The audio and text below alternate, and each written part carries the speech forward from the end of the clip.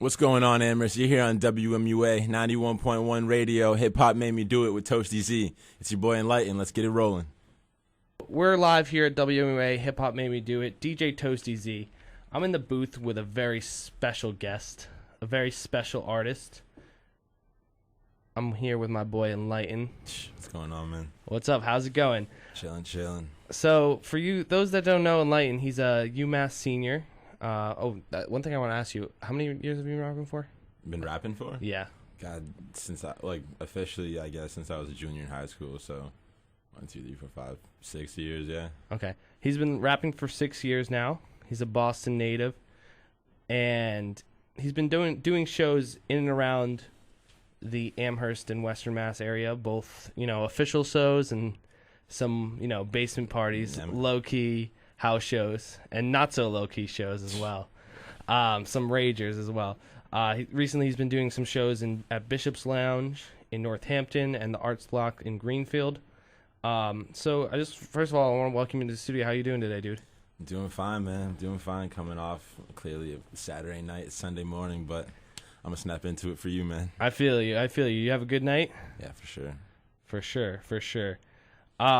So I'm glad to have you finally in the studio. I know I'd reached out to you this summer, and you'd been off in Europe, I believe, like Barcelona, right? Yes, sir. So I'm glad that we could finally make this happen. I want to ask you about that trip a little bit later, but so like I said, you've been pretty busy this weekend. You had the show on Friday night. Unfortunately, I couldn't make it out there. By the time I got out there, it was, shut down. Busted. Shut down. The Amherst Popo weren't having it. But in general, before that, how'd that show end up going? Dude, it was crazy. We put together a team Light, which is a couple pair of producers. We got Al Danger, who makes like the nastiest beats. We got Jesse, who makes dope beats too, and then we got 2 DJs. Into the mic. Yeah, right. So if you want to just a little closer, cool. Then just start over whenever you're ready. Yeah, basically we put together the team. A pair of DJs who at that night had never rehearsed before, who came in and were doing some crazy transitions. Then they basically held it down for a couple hours. The party was getting a little bit more lit. People were playing beer pong, doing their whole thing. And then they passed me the mic, and I think almost like symbolically, I think Man of the Year was playing for Schoolboy, and I grabbed the mic and was doing some ad-libs for Man of the Year. We actually got some cool footage of that. But then we did a short set. We played Light It Up, a bunch of songs that literally are only on my laptop, and people were going crazy, like exclusive going nuts. Ones, not come out yet. Yeah, we had we brought in the noise. We literally brought all of our own noise. We brought the PA system and everything, and just basically turned it out to the point of like getting shut down, but not before the damage had been done. To be honest, we came in, we did the set, everybody rocked with it, and then the boys didn't rock with it. For sure, yeah. For sure. Not exactly. I don't know how much. And like I said, it seems like more of a residential neighborhood, like real Amherst, like less college students. But exactly. I mean, next time next weekend, we got to choose some better spots for sure. But the light shows will continue. That's what we're calling them, because we got strobe lights, we got like colored lights, green lights, everything, man. Yeah. Just fucking rocking it. I feel you. It's all good. I'm just curious, like, what first got you into rapping? And like, when did you first take like rapping seriously? Like, can you remember like a distinct moment or like point, like a catalyst? So this is my thing. I always go back and try to find out when like the start was, and to be honest, every time I remember the first thing that went down, there's always an experience before that was like, yo, you've been rapping before you thought you knew you were rapping. So I always bring it back to like an 8th grade project that I was doing. And we had to do some kind of like, we were reading like Sword in the Stone, like the King Arthur book. Mm-hmm. And we had to make some kind of like creative alternative project. So I like remixed Kanye's, not Power. What's the name of the song? Like I Need You Right Now. Let's Get Lost Tonight. You could be my... Yeah.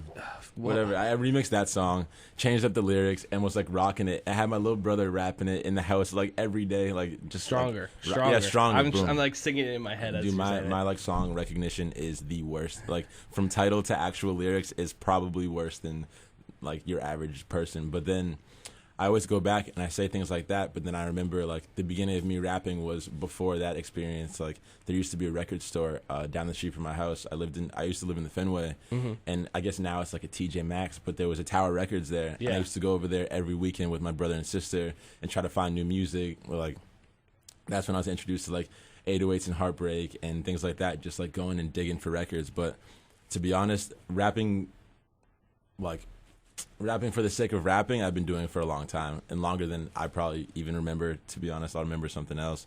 But rapping seriously, I think junior year of high school, I started taking it much more seriously. Me and a friend of mine, Dan O'Malley, were just like, we would freestyle, but then I was like, yo, I have like deeper thoughts to get off my chest.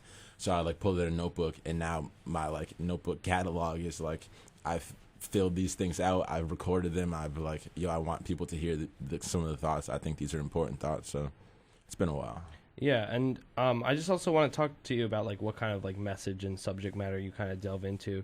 I know I was reading a couple stuff online, like your bio and the article that Chance had done for the Tab. Growing up in like inner city Boston, like said you were exposed to a lot of like violence, racism, drugs, a lot of that, alcohol.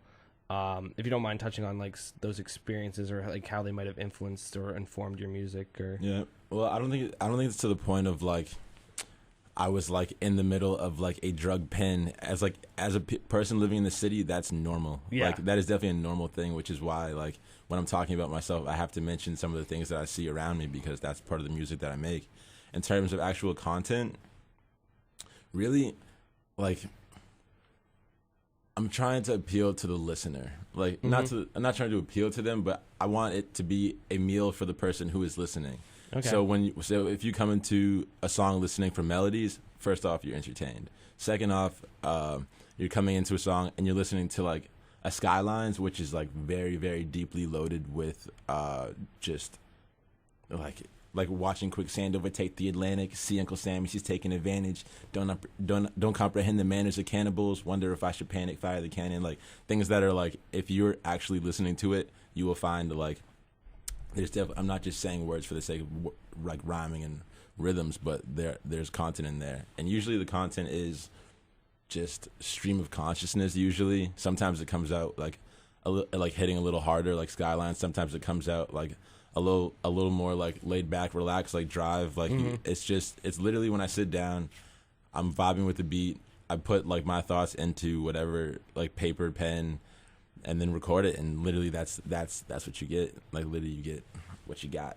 I got you for sure. You got it. I know I did. I'd read online like just some of your more like potent messages or more like like heavy songs like Public Enemy, Good Grief.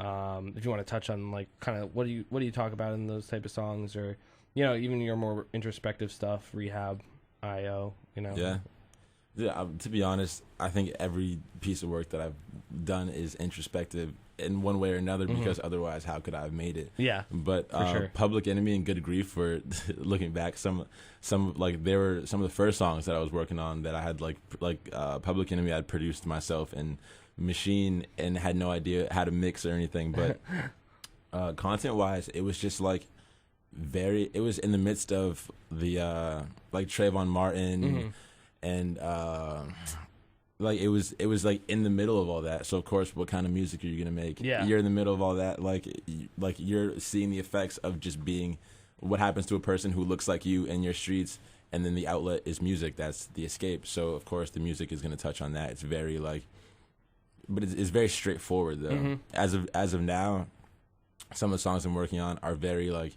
Those messages, the messages are embedded. Those messages are for people who are listening. Those layers make the song more like give it more subliminal depth. Or like it's just depth. Like yeah. I was talking. So his name's gonna come up a couple times. So okay, I feel yeah, like I for deserve sure. the introduction.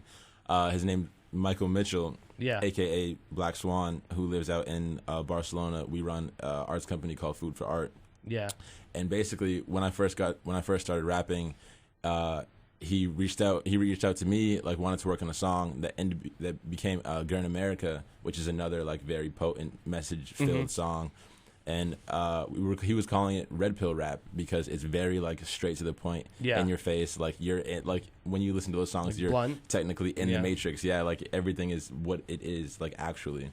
But then we started to coin the phrase of blue pill rap, which is like you embed those messages into your daily life. Like the real is happening, but it's very beneath the surface. Yeah. And yeah, so basically it was a transition from...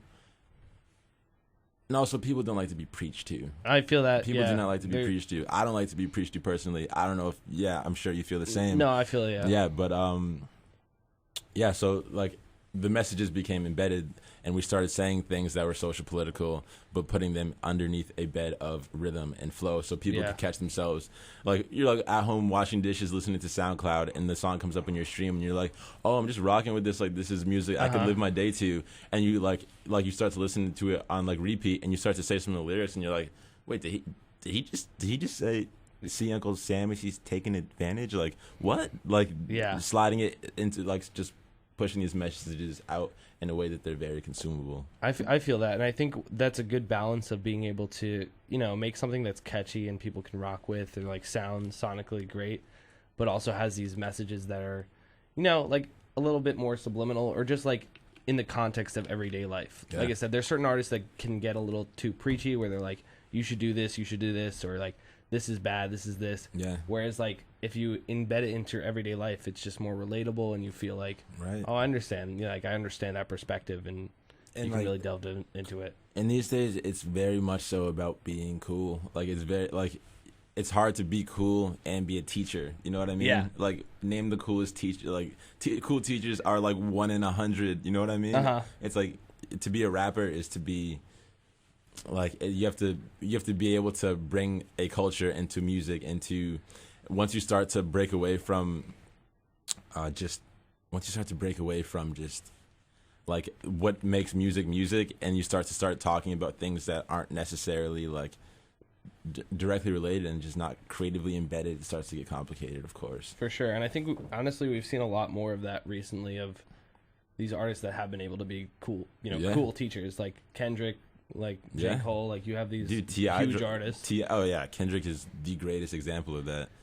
To Pimp a Butterfly was like an album of that. Yeah. T.I. came out with a song recently, once again, awful with song title recognition, and he came up with a song, and basically it was like straight to the point, and it was cool, and it was T.I., so of course it's gonna be cool. He's like the swaggiest Southerner in like the history of like inevitably like T.I. Yeah, but yeah, dudes are doing it now. Dudes are putting the message into the music, and it's working out. For sure. And just for people that haven't heard of NliteN or heard of your music, or listened to your music before, how would you describe it? Like how would you... Just to piggyback what we were saying before, I would definitely call it blue pill rap. Just straight up. Yeah, I like that term, dude. Yeah, it seems clean, and it's very like...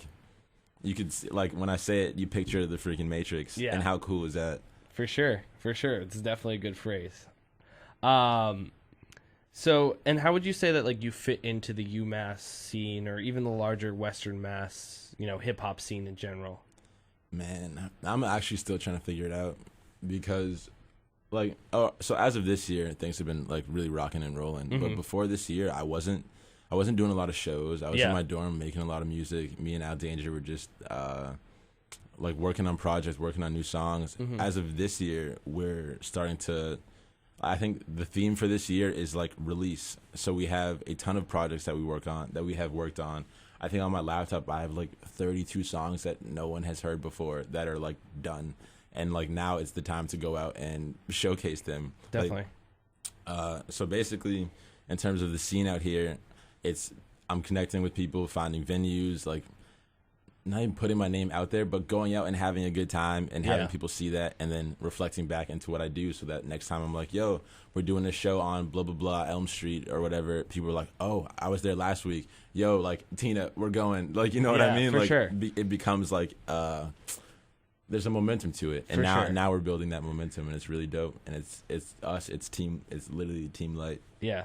I think it's a balance of like grinding when you're actually recording your music, but also grinding like, let's do a ton of shows, let's connect with people, let's get that our names out there, get that buzz going. And the scene out here is very I don't even know how to say it. I was talking to a friend of mine who lives out here and Mm-hmm. who's been rapping in the area for a while.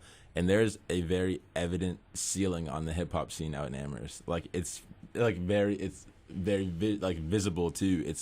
There's in Amherst we have 3 bars. We have Monkey Bar, we have Lit, and we have like McMurphy's and Stackers and stuff like that. Where is a hip hop artist going to perform? Yeah. Where do you go?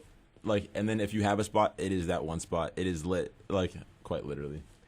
Boom, yeah. But so now it's like, all right. So what do I do in Amherst? And the result of that has been the light shows that we're trying to put on. Definitely. These house parties where we bring the noise and we turn things out, and it's dope. But then it's also like you go outside of Amherst to like Northampton, and that's where like things are really cool. But apparently, it's not the easiest to connect out there because when all of a Western Mass scene knows that is their spot, it becomes competitive. Of course. And of course, like, no stranger to competition, but it's like you want things to work out from you. You don't want to be like, yo, like, here's my mixtape. Like, like, it's good music. I promise I can bring people here. No, you need to show them. So we throw the light shows. Everybody comes out. We build the numbers. We go to NoHo. We turn it out there. Blah, blah, blah, et cetera, et cetera, et cetera. It grows. Yeah. It's the kind of scene where you kind of have to do it yourself. Like, you kind of have to, like, create your own buzz and kind of, get creative with it. Because, like I said, there's no, like, set venues, like, no real venues in Amherst. All the ones, like, they might have shows, like, WMUA does the shows at the Unitarian Church. Yeah. But there's no, like, real venues. And one thing I've noticed talking to, Erat, like, he's lived here for 20 years, like, from Amherst. And something you've probably noticed, too, is that, it's not that the hip-hop scene isn't existent. It's just a lot of, I would say, disconnected circles. I've noticed, like I said, you've started to tap into, like, not only the UMass like, basement scene show, but, like, just the Western Mass scene, like, doing, like, official shows. But normally when kids say, like, when UMass kids say the Amherst music scene, what they really mean is the UMass music scene. Yeah. Which hip-hop is definitely underrepresented in, but Massachusetts in general. For sure. But you have, like, you also have the Amherst College, Hampshire College Circuit, UMass. You have, even talking to Eric, you have all these, like, Amherst high school bands that kind of get overshadowed. Just the general, scene in Western Mass. But they're all kind of these good circles that kind of disconnected. Yeah. And that's something that I'm trying to actually change through this show, is trying to, kind of connect those circles, mostly like the Western Mass and UMass scenes, because, there's a lot of potential there to really bring connect. in a couple artists from all these different circles. You can be the plugs out. Toasty. That's what I'm trying to do. I'm trying to put on shows. Like, I'm looking forward to some future collabs, some basement shows, official ones. We're gonna get it popping for sure. Be the plug. We're gonna make it happen. I'm gonna do my part. Can't do it all, but the Massachusetts scene in general is doing dope stuff. And to be honest, like, this is as up as it's been since I've been aware of it. You know what I mean? We have Cousin Stiz, who's now, like, in LA doing stuff, like, has OVO cosigns. We have Michael Christmas, who's just, like, the dopest cool dude. And then we have this kid. Have you heard of Token? I have heard of him. Yeah. This kid out of Salem, Lynn, or something like that. But he's cool with a group of hip-hop artists in Boston called the Rec Shop movement, which is, like, some of the most, like, genuine, wholesome hip-hop, purist, giving, like, people that I've ever encountered. And Joyner Lucas just signed to Atlantic Records. He's out of Worcester. Yeah. Like Massachusetts hip hop is really making a push. I watched a video, one of Token's videos, the other day, and he was like, you know how you, like, cut out your set and you give, like, a short freestyle where you, like, connect with the crowd, and he gave a freestyle like, we're putting Massachusetts on the map, and all this, like, passion coming out of this, like, 17-year-old kid. It's like, yo, like, this is a serious movement, and it's time to freaking take part in it, is what I meant to say. Yeah, I feel you. If you want to just move. So yeah, and that's something I also want to touch on with you. I reading the article that Chance had wrote, I guess that was in February, and just, like, kind of struggle of, like, being a rapper from Boston. I have actually a quote from David Morency. I guess he's a friend of yours growing up. He said, "We've had talent for a while now, but it's hard for Boston to break out because the record labels look for certain types of sounds that aren't native to Boston. True. Boston has like a bad reputation, where New York is where Eastern rap is at, and the rappers from Boston are like kind of gimmicky. The kids in Boston have no generation or Boston rappers to influence from. And I know you had mentioned in that article that like some people had even told you not to identify as a Boston rapper. Yeah, dude, on some stupid ish. Like, honestly, first off, I don't feel sorry for Boston rappers. Nobody wants you to feel sorry for us. Like, because like this is an opportunity to create an opportunity. You can be a pioneer. You can define what Boston hip hop is. How cool is that? What the heck? Like, it's gonna take a little bit of like checking your ego. Maybe not even checking your ego. It's gonna take ambition. It's gonna take connections. It's gonna take whatever it takes. But yeah, it's kind of sucks to not have like a Kanye West to Chicago. It kind of sucks to not have like a Jay-Z to New York. Like, you know what I mean? Yeah. Like there's no like source of it, but also now we have a chance to be our own source, which is cool, which is very dope. Definitely. And you have certain rappers, especially in this age of the internet, you know, you have certain rappers that, you know, you don't necessarily need a location doesn't necessarily define your music. Like you have like, I don't know if you know Freddie Gibbs. Yeah. From Gary, Indiana. I couldn't name you another rapper from Gary, Indiana. No. Milo, different vein, but he's in Milwaukee, you know, like Milwaukee hip hop scene. Like that's not even, you know Milo. Milo's he does a lot of like spoken word hip hop. That's cool. He's dope. Like very poetic. He's awesome. Yeah, and you have like your Lecrae's who do like Christian rap and are very popular. Like people are from all over doing cool stuff. Like your location is definitely important because there's hubs for music scene. For sure. There's the LA, there's New York, there's Chicago, there's like Atlanta. But you can make an opportunity. Like opportunities are made by people. For sure. And I guess I was wondering is like if you kind of agreed with some of David's sentiments and like if you feel like it's gotten better as of recently, and do you think it's like if there is that kind of negative image, do you think it's just a lack of history and like a lack of a scene in Boston? I don't know. To be honest, like the current Boston scene, I have still yet to hit the venues because, man, dude, the Boston scene is very like it's a web. Like it's a really weird web. Mm-hmm. And it honestly, the sentiment is the system that runs that Boston scene is trying to phase hip hop out. And the people who are in Boston making hip hop are like, nah, chill. Like that's literally what it feels like. Like I went to a show, Chance the Rapper came to do a show with like Diplo and DJ Snake, Mad Decent Block Party. Okay. And outside the show, like it was cops, dogs. It was like people who were like, yo, we just need an excuse so we can shut this down. And that's what it feels like. Like it feels like you're like trying to like before you even commit the crime, the handcuffs are like already being prepared for your wrist. And that's for Chance the Rapper. Like exactly. That's, like the most positive. He actually ended up getting sick and not performing when Dick Mensa came out. But that's besides the fact. That's besides the point. Yeah. I mean, it's like, and I think there's always been that kind of like, one thing, the article that I was reading, like I said, the Chance had done too, is like, there's always been that like kind of like racial tension with hip hop as well. You know, it's an extension of that. Exactly. That's where it comes from. That's where the music is based. And what I was thinking is, the article had touched on how like, you know, being a city that's mostly Irish Italian, and there's a lot of even though it's viewed as very socially progressive, there's still a lot of strong racial divides. Yeah. And I'm curious if you think that's like contributed to, you know, the lack of spread of hip hop in the city, or I'm sure it's contributed. Yes, of course it's contributed. Like God knows what other like contributions are trying to like bring down the hammer on the hip hop scene, but like yes, that's part of it. Do you think there's like other contributing factors to like the lack of scene in Boston, or like how do you think it could become what it could be? I think for the Boston scene to grow into something like dope, it's going to take some kind of camaraderie.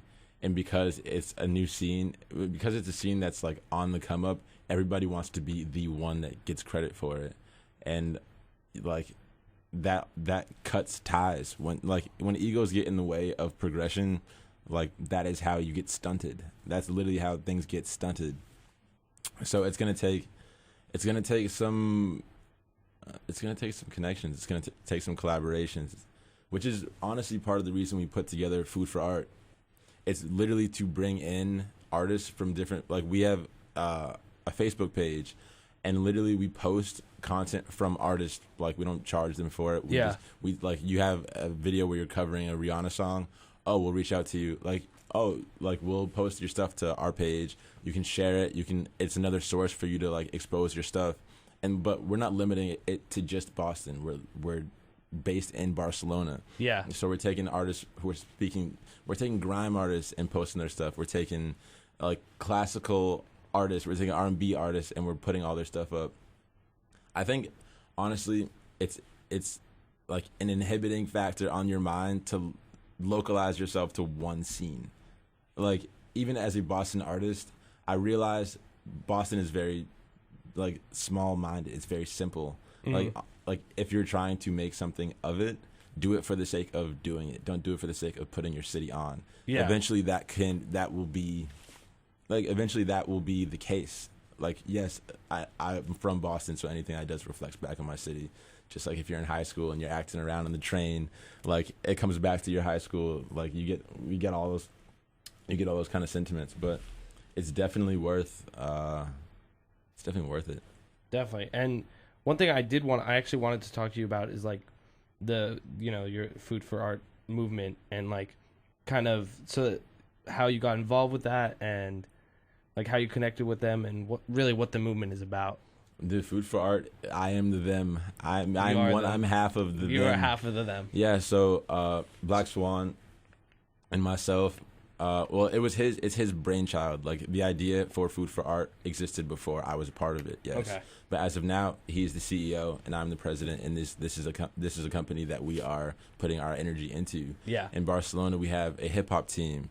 In Sweden, we have a producer. We have a producer in Texas. We have a producer who goes to UMass. Al Danger is one of our producers. We have videographers. We have videographers, Tacho out in Barcelona. We have photographers, Grace in Amherst. We have like a dense connection. We have like designers. Yeah.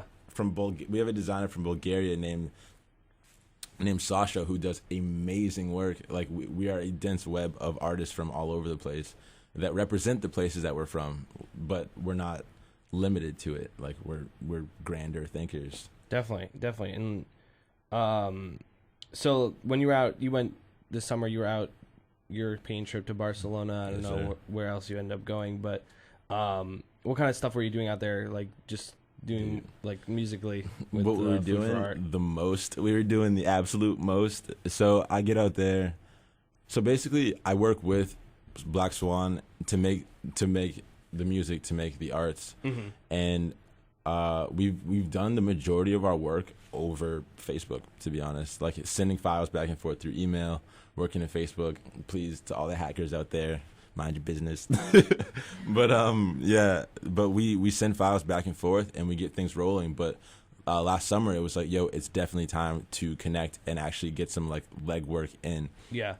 So I go out there, and he's a DJ in the Barcelona Strip, and basically, and he's been performing and stuff like that. Like he opened for Migos like the weekend before I got out there, and like is very much so a part of that scene. So I come out there, and they're like, "Yo, Swan, like who's this?" And he's like, "Yo, this is my cousin Light," and we're out there like basically DJing the clubs, like the main clubs in the Strip, like Catwalk.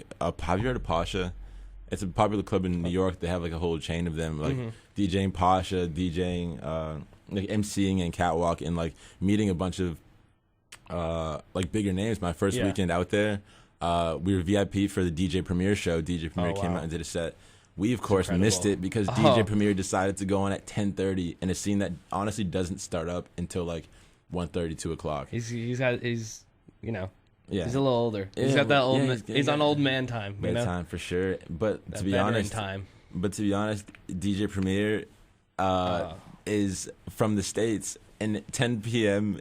in Barcelona. If he was just making a trip from the States there, is what 4 o'clock.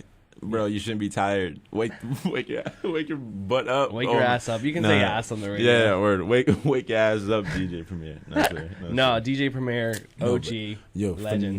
Like arguably the best producer in the game. I was really sad when I missed it, of course, but it was like a Saturday night, so we had to make the most of it. Yeah. But then we were VIP for French Montana, Kevin Gates, Rick Ross, dude. Yeah, the Kevin Gates show ended in a so. He's crazy. Yeah, no, but we connected. We're cool with one of like the main promoters who's out at Pasha, the club where Kevin Gates came in, and apparently there was some kind of miscommunication where he didn't tell like the staff that we had our table with our name on it and our VIP. So we brought in a whole bunch of our friends. And we were like chilling in the VIP, like, yo, we're about to see Kevin Gates. And then, like, to be in VIP for like a big event, you have to buy a bottle. And the bottles are like however many hundreds of dollars. So we're like, yo, Jameson got us. Like, he always got us. So we're sitting there.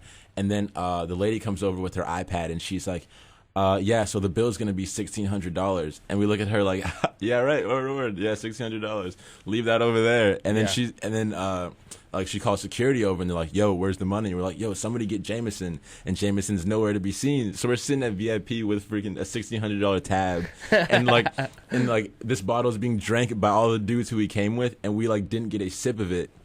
Barcelona security comes over, and their security is no joke. Their law enforcement's no joke. These are big dudes. So everyone's like 6'7" coming in, and they're like, yo, so they like drag us to this back room, this dark room where we're sure we're just going to get freaking like beat down. And they're like, yo, like you guys have to come up with $1,600 for the tab. And we're like, we don't have $1,600.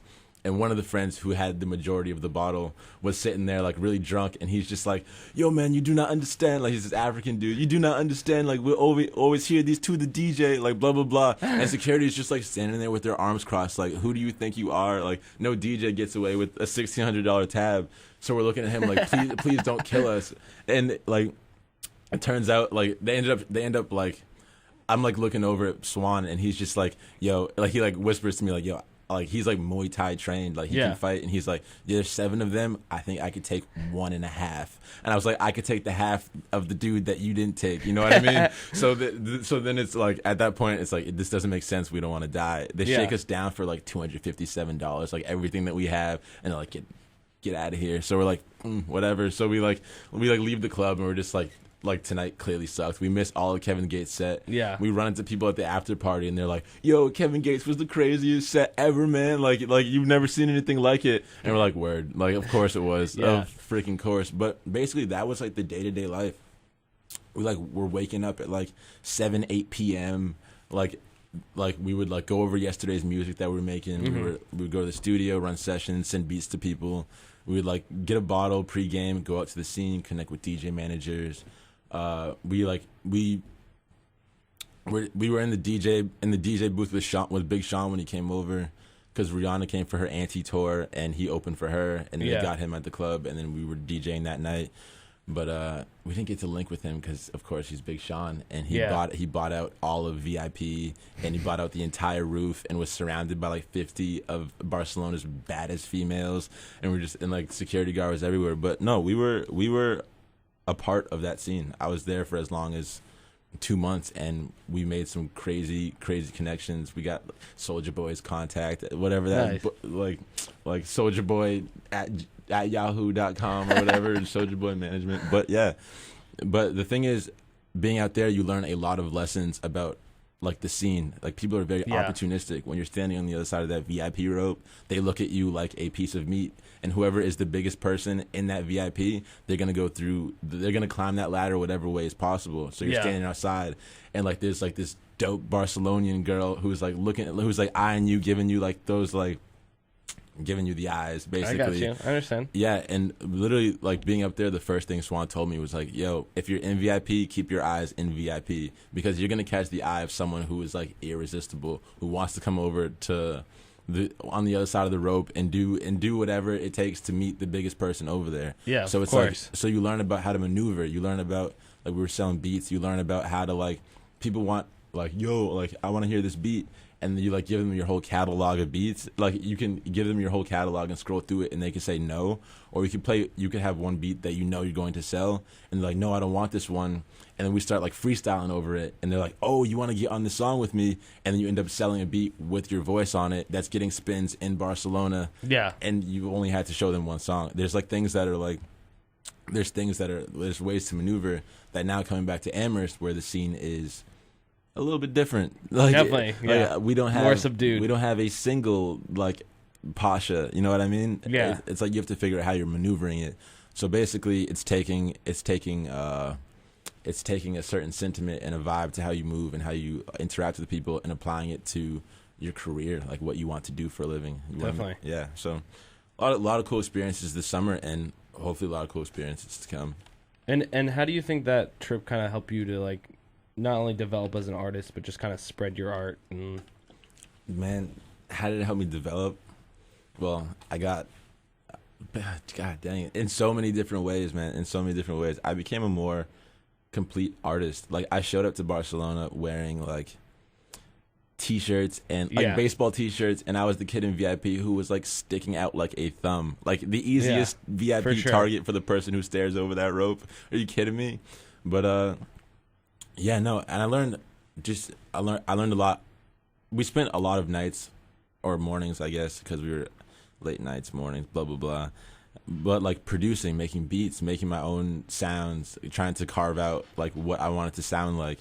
I was like I got really into graphic design, downloaded Photoshop, was doing animations. Like my first animation was like a picture of like Megan Fox, and I like you like carve out the shape or whatever, and then I like gave her this cool like purple skin tone, and like it's dope. I'll show it to you later, but it's for sure, definitely. Yeah, we can like flash it in the video. Like, yeah, definitely. Flash it in there. Yeah, a little plug right there. Yeah, quick animation plug. Yeah, hit me up for some business. You know what I mean? But yeah, just learn how to be a complete artist. I come back and now I have a certain like a look. No, not even a look. Just like for loss of a better word, like a swagger. Like it's definitely like it definitely helped me to understand like I'm not the most like flashy. Yeah, I'm not the most flashy person, but I understand me, and I understand that I want to do this for a living. So how can I use what kind of skills and things I was like blessed with to move forward? And it's like it's that simple. It's like a new confidence, charisma.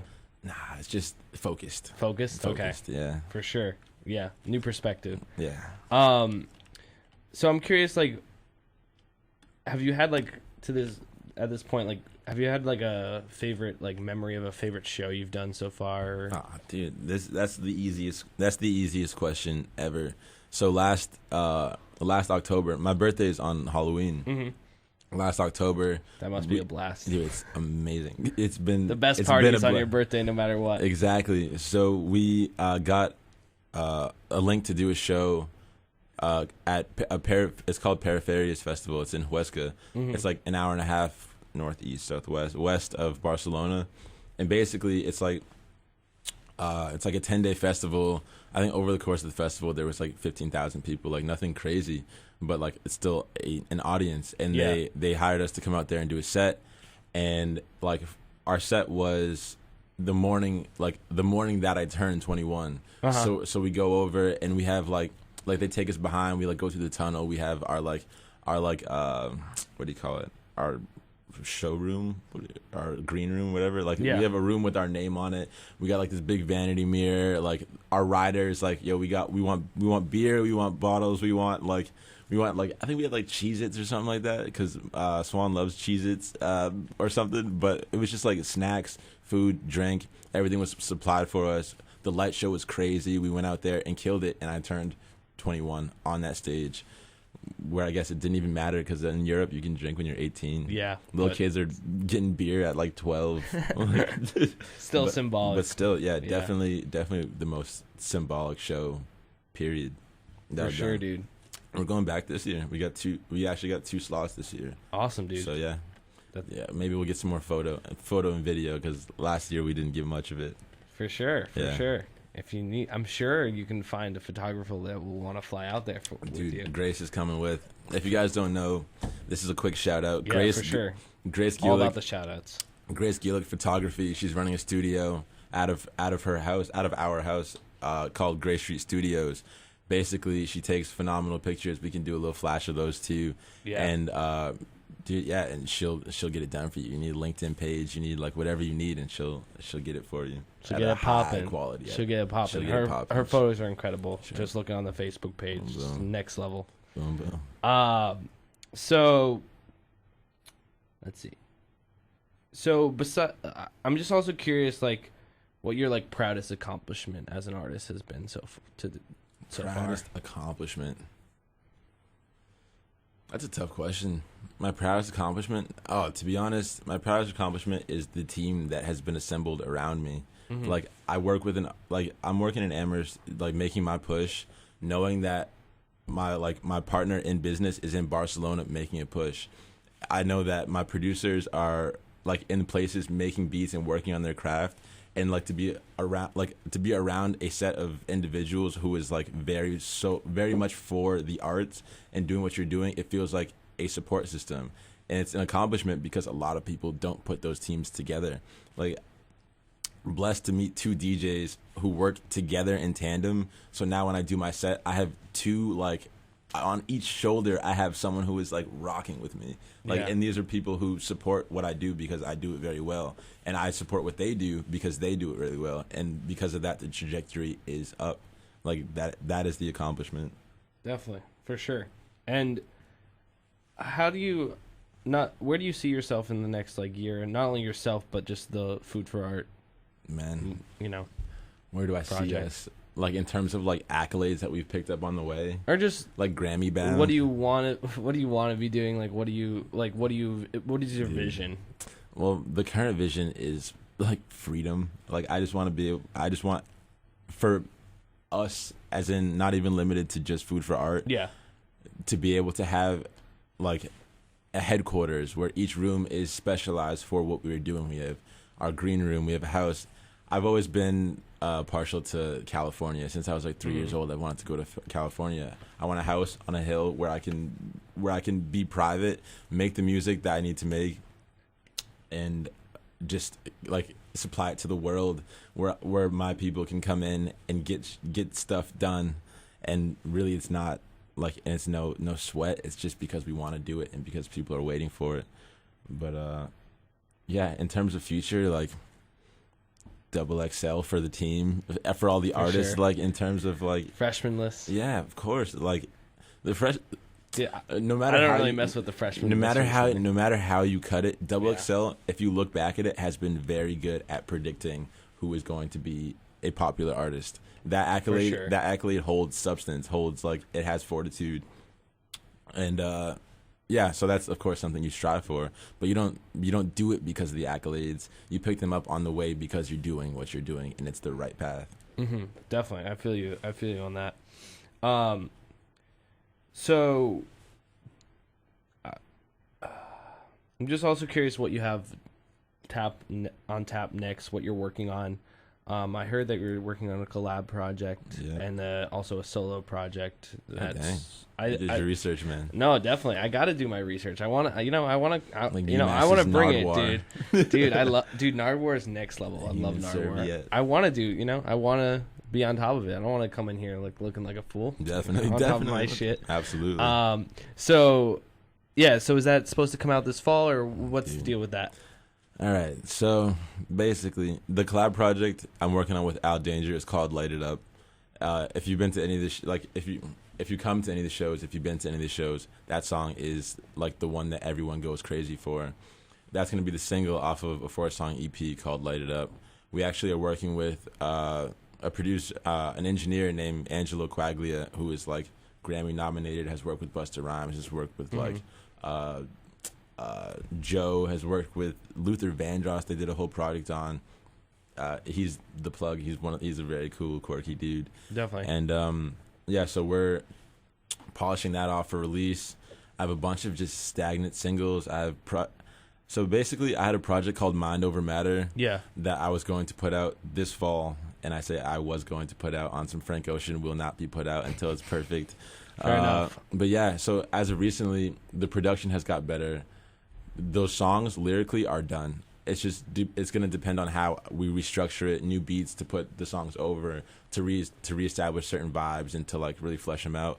But in terms of a due date, I'm keeping most of the stuff. I'm keeping it on my laptop. I don't want to put the pressure on you. Yeah, no, I'm keeping it on my laptop for now until it just feels right. Until it honestly feels right. Until it feels complete, because right now it does not feel complete. All right. However, for those of you who are listening, the scariest ish happened before this interview started, where all the music on my external hard drive almost got freaking lost. Basically, it's definitely time to release this music because omens from the world are saying release this music. I almost lost all of it. I think it's time to give it out. Or it's saying don't release it. Or it's I mean, it works now. It works now. So maybe definitely. Maybe that's a good omen. All right. Yeah. So Omens. Before we finish up, do you have any quick shout outs, any promotion you want to do, anything like that? God dang. Well, of course, you got to push Food for Art. This is the organization. Check us out on Facebook, Food for Art. It's FOOD for Art if you're looking for the stylizing. But NliteN, we got Black Swan, we got Dwight out in Texas who's producing. We got Al Danger in Amherst. We got Grace Photography. We got Low Sessions in Sweden. We got Cassidy in New York, great vocalist. She does cool like indie kind of vibes. God dang, I don't want to leave anybody out. No, I feel you. I don't want to leave anybody out. I said Al Danger 100 times. You don't need to hear his name anymore. Little Goobert. But yeah, no, just support the team. Make sure you're paying close attention. And when you're listening to the music, really just listen. Awesome. And I've heard that, you're a pretty sick freestyler. Oh. You're going to kill it at the shows. Oh, you want some? We need something. We need some bars. So do you have any requests for instrumental? No, I'll do something a cappella. You want to do acapella? Because I can give you any beat you want. Nah. Acapella. You want to hear what you're saying. Acapella. Well, I mean, it's up to you. If you want to find a beat, we can find a beat if it'll make it more entertaining. I mean, what are you feeling? Acapella or not? Nah, I'm gonna go acapella. All right, let's do it. You drum roll, please. No, sorry, I'm just messing. Ready? It's all good. Whenever you're ready. All right. It's your boy NliteN on WMUA. Hip Hop made me do it. You know it. Check. Abort mission. You sharks think I'll stop sport fishing in your district? That's poor wishing. No, I'll show you how this'll go. Won't be no kissing under mistletoe. Feel it when the pistol blow you over with your missing toe. This is so official. Stolen missiles couldn't blow a hole in it. Set it in stone. It's so invincible. We should roll. Busy with the hits. You think I miss a bowl? In the midst of cannabis, still can't admit the risk involved. Don't piss me off. Just resolve to get the trace of whiskey off. It's risky. Is it me or is the whole world up against me, dog? Hold me up against the wall and hit me. That's what gets me off. Risking all, you'll find my wallet's empty. It's your mystery solved. Today marks the day the punching bag is punching back. Smoke 'em like a pungent bag. Crunch 'em, nigga munchies after. Watch 'em laugh until I pull the rope. They bungee back, then bunch of backs to screaming like ain't nothing happened. Bet you that. But your ass is crazy as a pet Jurassic grazing on a patch of grass. Raised by some ratchet ass magic caster. The only catch is Harris's immaculate reception. History is misconception. Miss me with your misdirection. Bliss is ignorance, suggesting wisdom is the kid's perception. Mister, I think there's a better method than acceptance. For the record, I could break a record in a millisecond. Rapping around these mother suckers, you think I'm a dick, then suck it. Oh, fuck, dude. Boom. I'm going to have to edit that out, but that was Oh, yeah. You got a couple. I wish the listeners could see my face, because I'm yeah. that was incredible. Coming WA and for sure. We're gonna have to start. It's gonna have to be competition. Everyone that comes in is gonna have to one up. Try and one up. On some London rap, you get the fire in the booth. Have dudes come in here and light it up. This is DJ Toasty Z once again. NliteN in the studio. Hip Hop made me do it. Keep it locked as always every Monday from 10 to midnight. We out here.